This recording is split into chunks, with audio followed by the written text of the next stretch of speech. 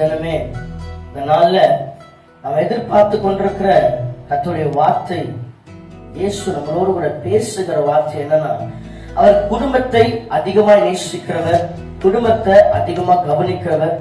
அவருடைய பார்வை குடும்பத்தின் மேல அதிகமா இருக்கும்.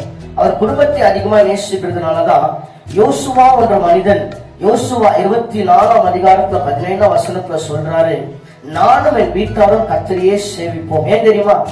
அவர் யோசுவா இயேசுவை நோக்கி பார்த்த வேலையிலெல்லாம், கர்த்தரை நோக்கி பார்த்த தருணத்துல எல்லாம் அவருக்காக பதில் கொடுத்தவரா இருந்தார். என்னுடைய குடும்பத்துக்கு என்ன வேண்டும், ஏது வேணும்னு கேட்கும் பொழுதெல்லாம் கர்த்தர் ஆகிய ஆண்டவர் இயேசு அவருக்கு பதில் கொடுத்தவரா இருந்தார். அது போலதான் நம்மளுடைய வாழ்க்கையில நம்ம எதை கேட்கிறோமோ, குறிப்பா குடும்பத்துக்காக எதை கேட்கிறோமோ அவர் பதில் தருகிற தேவனா இருக்கிறார். கொர்நேலியு என்ற மனுஷன் தன்னுடைய குடும்பத்துக்காக பாரப்பட்டு ஜெபித்துக் கொண்டிருக்கிற வேளையில இயேசு ஒரு தூதரை அனுப்பி அவரை சந்திக்கிறார்.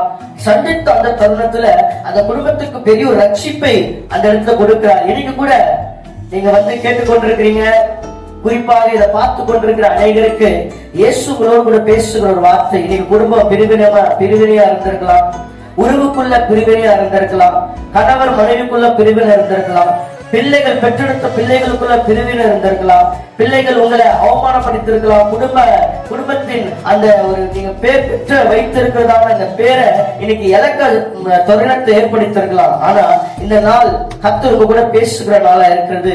அவர் குடும்பத்தை கண்காணிக்கிறவரா இருக்கிறாரு, குடும்பத்தை பார்க்கிறவரா இருக்கிறார், குடும்பத்தை ஆசீர்வதிக்கிற தேவனா இருக்கிறார். அவர் இஸ்ரவேலின் குடும்பத்தை ஆசீர்வதிக்கிற தேவனா இருக்கிறார். குடும்பத்தோடு பாரத்தோடு இருக்கிற உங்களுக்கு, அநேக கவலைகளும் கண்ணீரோடு இருக்கிற உங்களுக்கு கர்த்தர் பல கஷ்டங்களை குடும்பத்திலிருந்து கர்த்தர் நீக்கிற தேவனா இருக்கிறார். ஏன் தெரியுமா?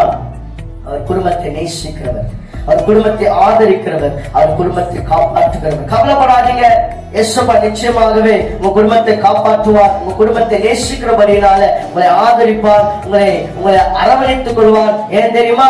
அவர் உங்களை நேசிக்கிறார்.